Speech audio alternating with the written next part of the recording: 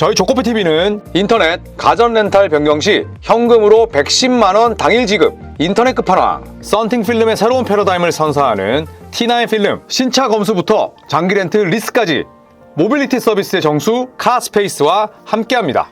아직도 모르세요? 현금 지원금 110만원을 인터넷 끝판왕에서 지원해드립니다. 내가 내는 월 요금에 포함되어 있어서 안 받으면 나만 손해!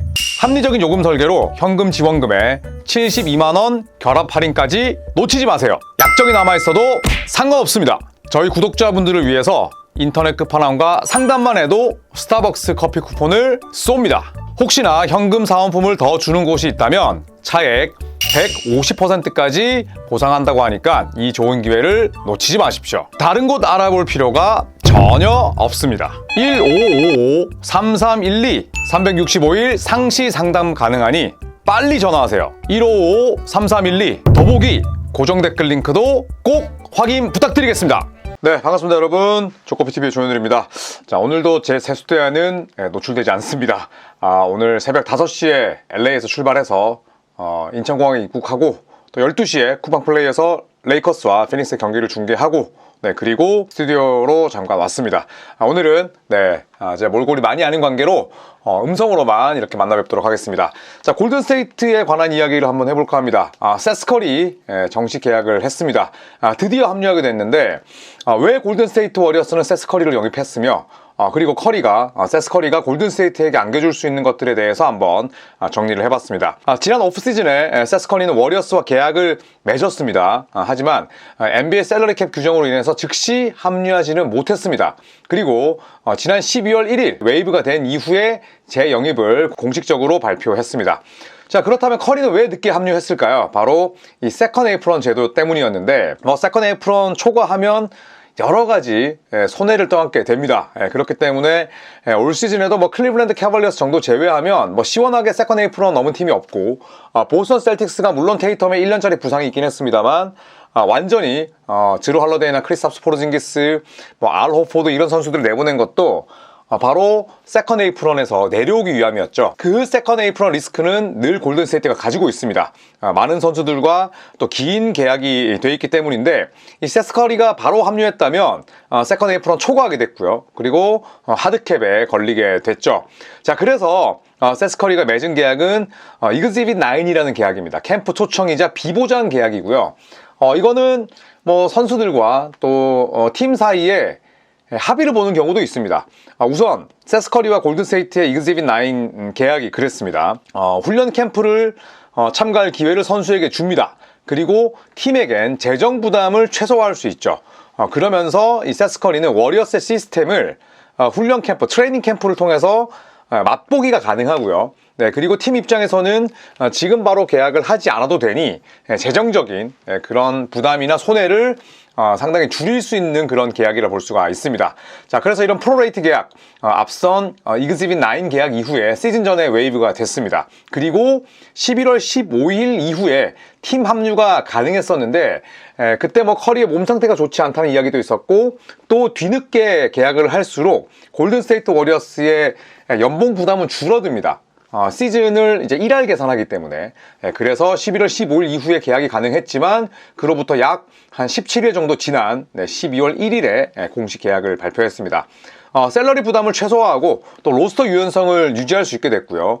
이 방법은 구단들이 종종 사용하는 나름의 전략이자 묘수라고 볼 수가 있겠습니다. 자, 동생 커리 정착할 수 있을까요? 스테픈 커리와는 2살 차이입니다. 어릴 때 무지막지하게 많이 또 싸웠다고 하는데 세스 커리도 정말 동안이어서 그렇지 1990년생입니다. 35살의 노장이죠.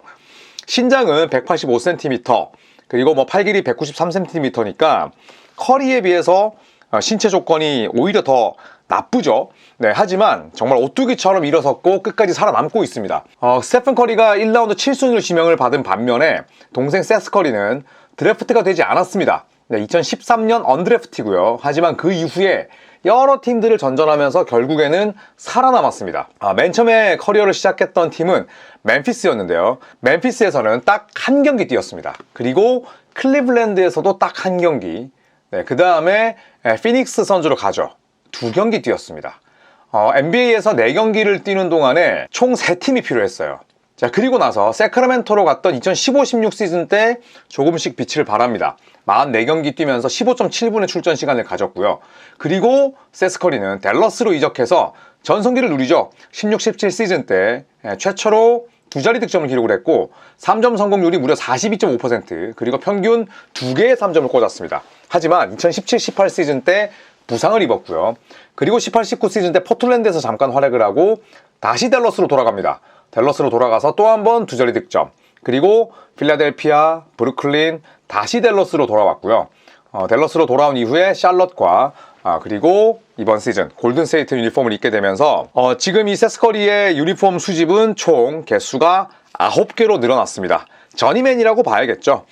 계약 구조는 25-26 시즌에 1.7밀, 그리고 다음 시즌은 비제한 자유계약 선수로 풀리게 됩니다만, 지금 세스 커리가 이번 시즌에 어떤 활약을 펼치느냐에 따라서 이번 시즌이 NBA에서 볼 수 있는 마지막 해가 될 수도 있고요. 아니면 이번 시즌에 잔여 시즌 동안 맹활약한다면 세스 커리의 커리어도 아직까지 2-3년 정도로 남아있지 않을까 개인적으로 생각을 합니다. 자, 세스 커리 12년 뛰는 동안에 550경기를 뛰었습니다. 그리고 22.5분의 출전 시간을 가졌으니 제법 출전 시간은 길었죠. 가장 큰 원동력, 그리고 가장 큰 이유는 바로 공격력, 특히나 3점 능력 때문이었습니다. 평균 22.5분 뛰면서 10득점을 했으니까 득점력이 꽤나 괜찮았죠. 그리고 리바운드 어시스트는 사실 세컨더리 볼핸들러나 혹은 플레이메이커라 보긴 어렵습니다. 세스 커리는 그냥 슈팅 원툴이라고 봐도 무방해요. 그만큼 연계 플레이나 혹은 리딩이나 플레이메이킹 같은 걸 잘하는 선수는 전혀 아니었습니다. 수비는 전성기에도 좋지 못했고요. 하지만 이 키 작은 그리고 슈팅밖에 없는 이 선수가 살아남을 수 있었던 건 슈팅 효율 때문이었습니다. 필드골이 47.1%, 슈팅의 야투 시도의 대부분이 아웃사이드 슈팅이에요. 돌파에 능한 슬래셔도 아니었거든요.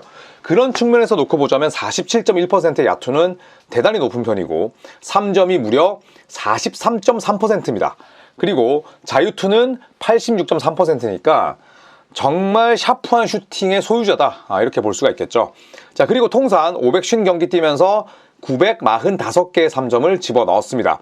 스테픈 커리만큼 볼륨을 많이 만들어낸 선수는 아니었습니다만 그래도 최전성기에 2-3개씩의 3점은 늘 꽂았던, 엄연히 따지면은 550경기 가운데 224경기가 주전이었고 나머지가 벤치니 어떻게 본다면 6맨 혹은 7스맨 정도의 그런 선수를 볼 수가 있는데 득점력은 꽤나 괜찮았음을 알 수가 있습니다. 자, 그리고 골든스테이트의 현재 성적 21경기 치렀습니다. 이제 시즌의 약 4분의 1가량이 지났는데 11승 10패, 그리고 서부 컨퍼런스 8위입니다.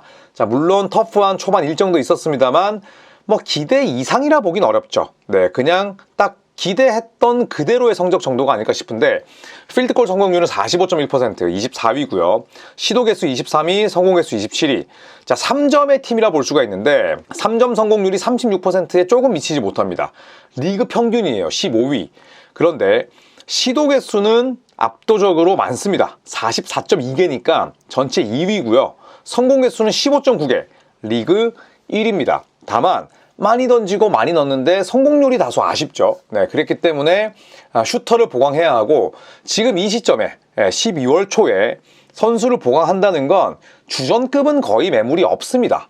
벤 시몬스 등등이 남아있지만 벤 시몬스를 지금 주전으로 쓸 팀은 없죠. 주전 가운데에 지금 FA로 남아있는 선수는 거의 없습니다. 그래서 벤치 슈터를 보강할 필요가 있었다, 이렇게 해석을 할 수가 있는데 세스 커리는 당장 지난 시즌만 하더라도 샬럿에서 68경기 뛰었습니다. 그러면서 성공률 1위였어요. 45.6%의 3점. 최상급 슈터였죠. 물론 성공 개수는 1.2개였지만 또 출전 시간이 15.6분밖에 안 됐으니까 짧게 뛰면서도 최상급 효율을 냈다, 이렇게 볼 수가 있겠습니다. 자, 워리어스 같은 경우에는 3점 시도 개수는 많습니다. 2위. 하지만 효율이 흔들렸죠. 효율이 15위이기 때문에 분명히 좀 아쉬운 감이 있습니다. 자, 그렇기 때문에 외곽 효율을 높일 수 있는 베테랑 자원이 필요했고요. 그리고 현재 시장에 남아있는 선수 가운데 최고의 슈터는 바로 세스 커리입니다. 자, 그래서 제가 데려왔다고 볼 수가 있겠죠. 자, 두 번째는 벤치 로테이션의 다양화입니다. 세스 커리는 주전급은 아니에요. 결국 벤치에서 출전을 하는데 벤치에서 출전하는 선수 가운데 퓨어 슈터라고 부를 선수는 버디 힐드밖에 없습니다. 그런데 올 시즌 버디 힐드는 커리어 로우, 생애 최악의 시즌을 보내고 있고, 지난 시즌에도 버디 힐드가 몸 상태가 좋지 않고 슬럼프에 빠졌을 때 워리어스의 공격이 너무 빡빡했습니다. 그런데 버디 힐드와 역할을 분담할 수 있는 세스 커리의 존재는 플러스가 될 수밖에 없죠. 자, 세 번째는 형인 스테픈 커리와 시너지입니다. 커리 형제의 동시 출전 시 플로우 공간은 한껏 넓어질 수 있죠. 수비는 제가 나중에 얘기를 하겠습니다만, 이 플로우 스페이서로서 스테픈 커리와 세스 커리, 통산 3점 성공률이 40%를 훌쩍 넘기는 이 두 명이 함께 있다면 골든스테이트 워리어스가 추구하는 페이스 앤 스페이스는 더욱더 탄력을 받을 수가 있겠죠. 자, 그리고 NBA 정식 로스터로 한솥밥은 이번이 처음입니다. 세스 커리는 그전에도 골든스테이트 워리어스와 계약을 맺긴 했습니다만 정식 계약으로 이루어지진 않았고요. 이제는 NBA의 정식 무대에서 두 선수가 함께 뛸 수 있게 됐습니다. 분명히 그 형제로서의 시너지를 기대할 수 있는 거죠. 자, 네 번째는 마케팅 효과입니다. 저도 체이스 센터를 이제 여러 번 다녀왔습니다만 진짜 어마어마한 금액이 들었습니다. 당연히 인투이 돈만큼은 아니더라도 그렇다면 스테픈 커리가 2, 3년 더 뛴다고 봤을 때 워리어스 구단은 최대한 많은 걸 뽑아내야 돼요. 자, 그런데 세스 커리 합류로 커리 형제가 최초로 동반 출전하게 됐고요. 또 당연히 마케팅 효과도 있을 겁니다. 여기에 팀 내 케미스트리 면에서도 긍정적인 효과를 기대할 수 있죠. 스테픈 커리, 세스 커리 전부 다 인성이 좋은 선수들이기도 하지만 가는 팀들마다 특히나 세스 커리 같은 경우에는 저니맨이었는데 단 한 번의 분란도 일으킨 적이 없습니다. 자, 그렇기 때문에 팀의 화합 측면에서도 긍정적인 효과가 나오지 않을까 생각을 합니다. 자, 하지만 좋은 점만 있는 건 아니죠. 당연히 거기에 대한 리스크와 약점도 있습니다. 바로 수비인데요. 최근 들어서 백코트 수비 불안을 겪고 있는 골든스테이트입니다. 올 시즌의 골든스테이트는 공격의 팀이 아니에요. 수비의 팀입니다. 그런데 오펜시브 레이팅이 21위, 디펜시브 레이팅이 8위인 팀이 계속해서 상대 백코트에게 커리어 나잇을 선물하고 있죠. 물론 이게 전부 다 백코트의 잘못은 아닙니다만 퀸튼 잭슨, 에런 니스미스, 또 캘럽 러브 이런 상대적으로 좀 이름값이 떨어지는 선수들, 라이언 롤린스도 마찬가지고요. 이런 선수들에게 커리어 하이 득점을 내준 팀이 골든스테이트예요. 그런데 수비가 안 되는 세스 커리까지 온다? 이렇게 된다면 백코트의 수비 불안이 더욱 가중될 수밖에 없죠. 자, 그리고 공격 측면에서 세스 커리는 보강일 수 있지만 대인 수비는 세스 커리 리그 내 하위권입니다. 스테픈 커리만큼의 또 신체 조건도 아니기 때문에 이 세스 커리가 나왔을 때 상대 매치업에게 사냥당하는 장면들이 많이 나올 거예요. 자, 스테픈과 세스가 분명히 동시에 출전할 때가 있을 겁니다. 자, 이럴 때에는 결국 수비 약점을 메워줄 수 있는 그런 코칭 스태프의 역량과 또 동료들의 부지런함이 필요한데 골든스테이트는 늙은 팀입니다. 에너지가 없어요. 그렇기 때문에 스테픈 커리와 세스 커리가 동시에 출전했을 때 워리어스의 수비는 불보듯 뻔하지 않을까 생각을 합니다. 자, 두 번째는 부담감도 있겠죠.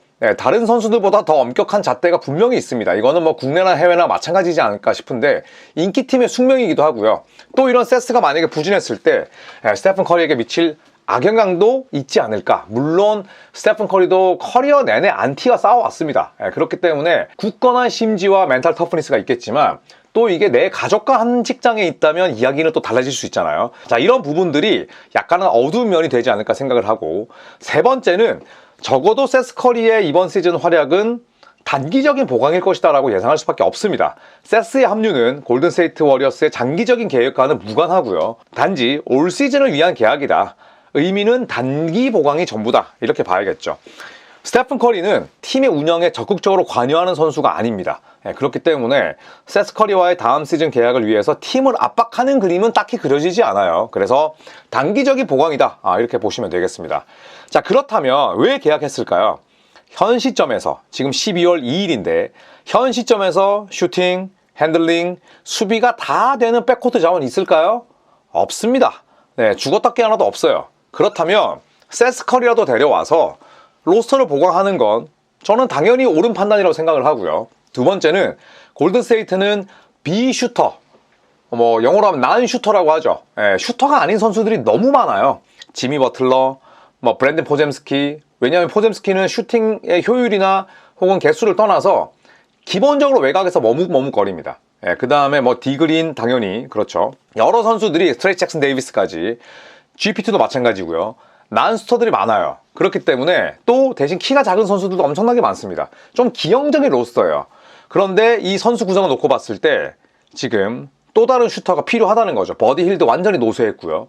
그리고 스테픈 커리도 현재 부상 중이기 때문에 저는 지금 골든스테이트 워리어스의 시스템, 특징, 3점을 두 번째로 많이 시도하고 첫 번째로 많이 넣는 팀에게 슈터는 무조건 보강이 필요했다라고 생각을 합니다. 자, 세스 커리의 데뷔전은 내일 열리는 OKC와의 홈 맞대결입니다. 제가 이 경기 중계합니다. 내일 한국 시간으로 오후 13시 1시에 열리게 되는데 내일 경기 스테픈 커리는 결장을 합니다. 그리고 세스 커리의 백넘버는 31번. 내일 세스가 형인 스테픈 커리의 공백을 잘 메워줄 수 있을지 데뷔전부터 기대가 됩니다. 자, 마지막으로 세스 커리의 인터뷰, 그리고 세스 커리의 주변인 스테픈 커리와 스티브 커 감독의 인터뷰로 마무리를 할까 합니다. 세스 커리의 골든스테이트 합류, 커리가 이렇게 얘기합니다. 세스 커리, 지난 16년 동안 골든스테이트가 소화한 95%의 경기를 시청했다. 그래서 나는 워리어스 스타일을 어느 정도 인지하고 있다.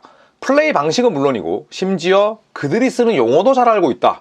마치 이 조직에 오랫동안 몸담아 온 것 같은 기분이다. 이렇게 이야기를 했습니다. 트레이닝 캠프에 잠깐 합류를 했지만 워낙 형의 플레이들도 많이 지켜봤기 때문에 골든스테이트가 나는 뛰어본 적은 없지만 익숙하다라는 뜻이죠. 그리고 스티브 커 감독도 세스 커리 합류에 대해서 이야기를 합니다. 세스 커리가 공식적으로 합류하게 돼서 기쁘다. 또 다른 훌륭한 슈터이자 공을 다루는 데에도 능하다. 언제든 준비가 되어 있을 세스 커리의 활약이 기대된다라고 기대감을 내비쳤습니다. 또 스테픈 커리는 친동생의 합류에 대해서 여름 내내 루머와 약간의 놀림거리가 있었다. 하지만 나는 내 동생이 어떻게 경기에 접근하는지를 잘 알고 있다. 얼마나 뛰어난 녀석인지, 라커룸을 어떻게 띄울 수 있는지도 잘 알고 있다. 자신의 역할과 기회를 누구보다 잘 인지하고 있다. 세스는 항상 올바른 방법을 찾아냈다. 이렇게 이야기를 했습니다. 세스 커리, 내일 제가 세스 커리의 골든스테이트 데뷔전을 중계할 텐데 세스 커리의 약점도 분명하지만 정말 샤프한 슈터입니다. 그렇기 때문에 또 그런 게 있잖아요. 지금 팀이 약간은 답보 상태야. 답답해. 그런데 갑자기 누군가가 들어옴으로써 또 분위기가 환기되고 또 에너지가 높아지는 그런 경우들도 충분히 많이 봐왔기 때문에 그런 세스 커리의 활약상을 한번 기대해봐도 좋을 것 같습니다. 그리고 그 세스 커리를 품은 골든스테이트 워리어스와 또 LA 레이커스의 맞대결 골랄 대전이 2월에 열립니다. 그래서 저희 조코피 TV는 9차를 잘 다녀왔고요. 10차 여행 2월 6일에 출발하는 골랄 대전, 그리고 레이커스와 OKC, 그리고 레이커스와 샌안토니오, 이 맞대결을 저희가 패키지로 구성을 했으니까요. 이제 한 5자리 남았습니다. 꽤나 많이 찼어요. 그래서 5자리 남았으니까 2월이고요. 또 방학입니다. 혹시나 관심 있으신 분들은 또 신청을 하셔서 저와 함께 또 재미있는 추억을 공유하시죠. 자, 이상 조코피TV의 조현일이었고요. 내일 저는 13시에 쿠팡 플레이, 그리고 그 이후에 얼굴을 까고 컨텐츠 하나 또 재밌게 만들도록 하겠습니다. 여러분, 날씨가 엄청나게 추워졌습니다. 감기 조심하시고요. 저는 내일 돌아오겠습니다. 고맙습니다.